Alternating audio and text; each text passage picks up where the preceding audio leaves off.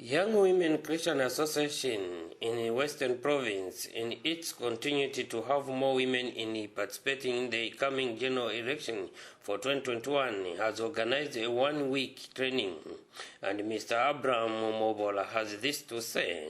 Good morning. They basically conducting a training on women empowerment under the YWCA.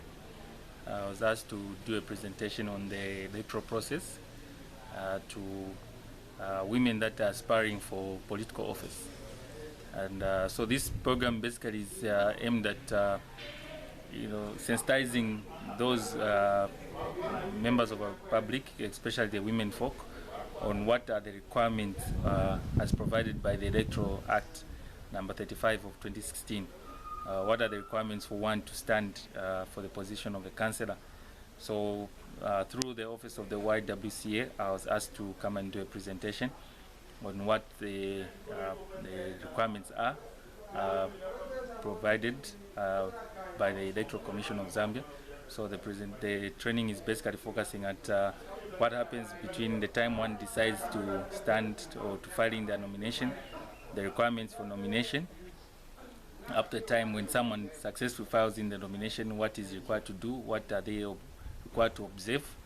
Then tomorrow we'll then focus on the aspect of what they need to know during the actual poll day, what are the requirements that they need to observe, and what happens after the poll day up to the declaration of results. So it's basically they're targeted at empowering the women to be able to be aware of these processes, and obviously create a platform where now they will be able to vie for these positions, and hopefully in the next council we'll be able to have female councillors that will be able to represent the residents of Mongo district. One of the participants from Socialist Party, Ms. Christine Musole, has appreciated YWCA for organizing this opportunity to engage in politics.